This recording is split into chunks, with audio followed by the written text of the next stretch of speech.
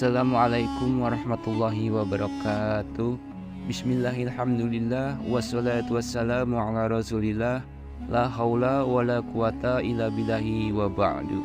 Saudaraku seiman yang dimuliakan Allah subhanahu wa ta'ala, sebagaimana yang kita ketahui, ada banyak kisah menarik tentang keramatnya wali Syekh Abdul Qadir Al-Jailani.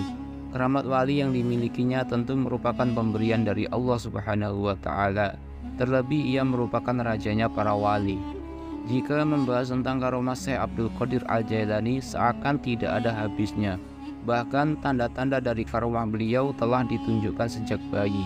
Diketahui saat bayi beliau tidak pernah minum air susu ibunya ketika bulan Ramadan. Dan hal ini menunjukkan bahwa beliau ikut berpuasa setiap bulan suci Ramadan. Namun tak sampai di situ saja. Karomah lain yang ia miliki yaitu beliau bisa menghidupkan mayat yang telah meninggal sekitar 500 tahun silam. Dikisahkan suatu hari Syekh Abdul Qadir pernah ditantang oleh seorang Yahudi untuk membuktikan kewaliannya. Bahkan orang Yahudi itu meremehkan kewalian Syekh Abdul Qadir pada zaman itu. Karena orang Yahudi ini tidak percaya dan meremehkan kewaliannya, maka ia memberikan tantangan bahwa Syekh Abdul Qadir harus menemukan kuburan kakeknya yang telah meninggal 500 tahun silam. Kemudian orang Yahudi itu berkata, "Wahai Abdul Qadir, benarkah engkau ini seorang wali?" Mendengar pertanyaan orang Yahudi itu, Syekh Abdul Qadir lantas menanyakan apa yang ia inginkan. "Jika benar apa yang kau inginkan wahai orang Yahudi?" Jawab sekaligus tanya Syekh Abdul Qadir Al-Jailani, "Tolong tunjukkan kepadaku, di sebelah sana ada kuburan besar dan ada setidaknya 500 mayat yang dikuburkan di sana. Jika engkau memang walinya Allah, mestinya engkau tahu di mana kuburan kakekku," ucap orang Yahudi itu. "Kalau engkau memang rajanya wali, wahai Abdul Qadir, panggillah kakekku agar beliau datang kepadaku atau tunjukkan di mana kuburnya," lanjut orang Yahudi itu. Setelah itu, tanpa berbicara sepatah kata pun, Syekh Abdul Qadir menghampiri kuburan yang berjejer tersebut. Di depan kuburan itu, Syekh Abdul Qadir Jailani terdiam sejenak. Kemudian beliau berteriak dan berkata, "Wahai ahli kubur, bangunlah kalian semuanya," ucap Syekh Abdul Qadir Al-Jailani. Atas kehendak dan ridha Allah subhanahu wa ta'ala, maka bangunlah satu persatu mayat yang berada di dalam kuburan itu. Kemudian setelah para mayat itu bangkit, salah satu mayat bertanya, "Wahai Syekh, apakah ini sudah hari kiamat karena membangkitkan kami semua?" Tanya salah satu mayat. "Tidak saudaraku, aku hanya ingin bertanya kepada kalian, siapa yang memiliki cucu ini?" Jawab Syekh Abdul Qadir sambil menunjuk orang Yahudi tersebut. Tak lama kemudian, akhirnya dari belakang barisan para mayat itu datang dan muncul seorang yang mengakui bahwa orang Yahudi itu adalah cucunya. "Saya Syekh, dia adalah cucuku," jawab mayat itu. Kemudian saya bertanya kepada orang Yahudi, apakah mayat yang mengaku sebagai kakeknya itu benar adalah kakeknya? "Benarkah ini adalah kakekmu?" tanya Syekh. Dengan masih dalam keadaan keheranan dan kekaguman, orang Yahudi itu menjawab, "Benar sekali Syekh, beliau sudah meninggal beberapa tahun yang silam."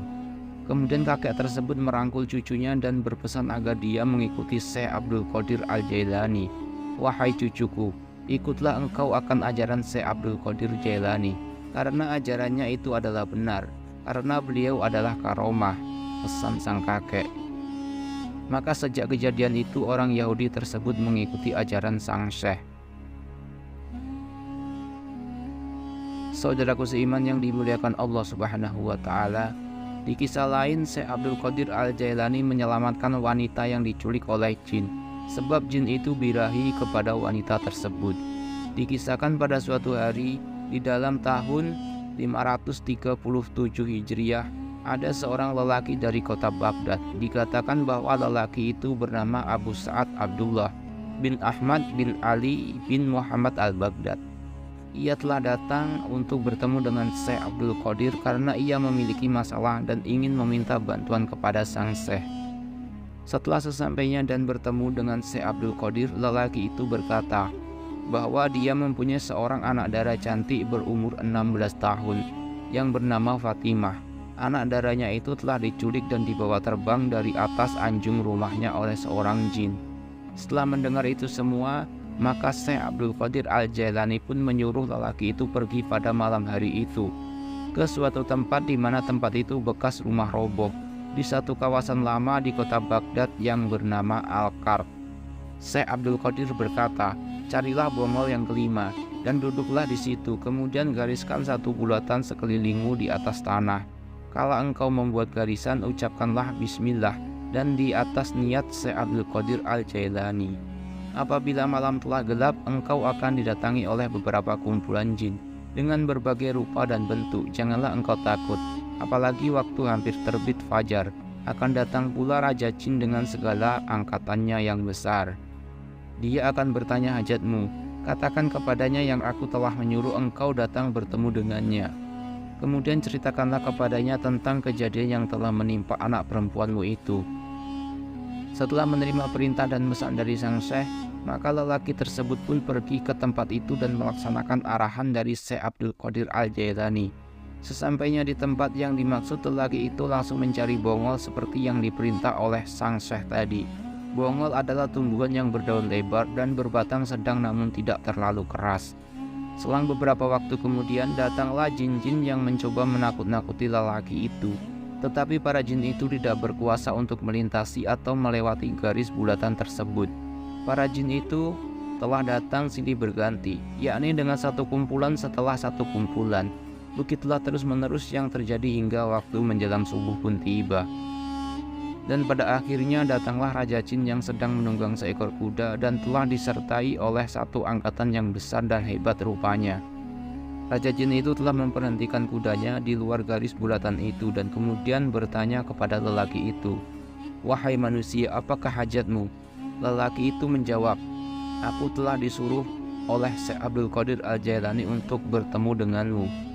Begitu mendengar nama Syekh Abdul Qadir diucapkan oleh lelaki itu, Raja Jin itu langsung turun dari kudanya dan kemudian Raja Jin itu telah duduk di atas bumi, disertai dengan seluruh anggota rombongannya.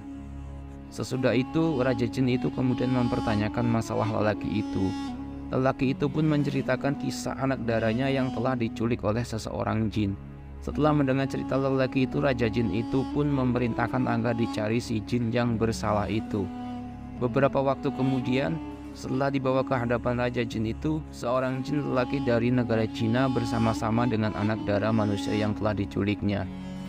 Raja Jin itu telah berkata, "Kenapakah engkau culik anak darah manusia ini? Tidakkah engkau tahu yang dia ini berada di bawah naungan Al-Qud?"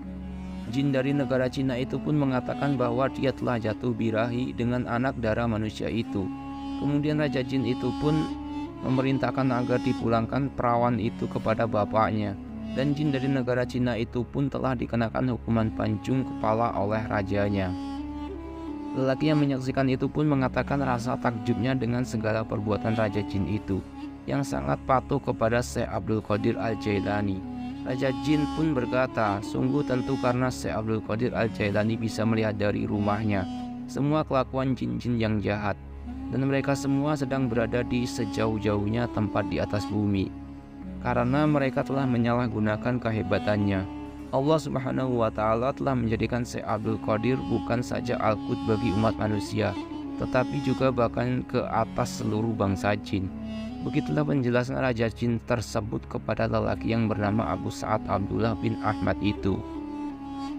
Saudaraku seiman yang dimuliakan Allah Subhanahu wa Ta'ala, demikianlah kisah karomah luar biasanya Syekh Abdul Qadir Al-Jailani sebagai rajanya para wali. Mudah-mudahan dengan adanya kisah ini bisa menjadi pembelajaran kita untuk semakin kuat mengenal para ulama-ulama besar dan para waliullah yang telah menyebarkan ajaran Islam setelah Rasulullah SAW hingga saat ini. Jika saya ada salah dalam penyampaian ini, saya mohon maaf yang sebesar-besarnya, karena sesungguhnya kebenaran itu hanya milik Allah Subhanahu wa Ta'ala dan kesalahan itu milik saya sebagai manusia biasa. Saya akhiri, subhanaka Allahumma wa bihamdika, asyhadu an la ilaha illa anta, astaghfiruka wa atubu ilaik. Wassalamualaikum warahmatullahi wabarakatuh.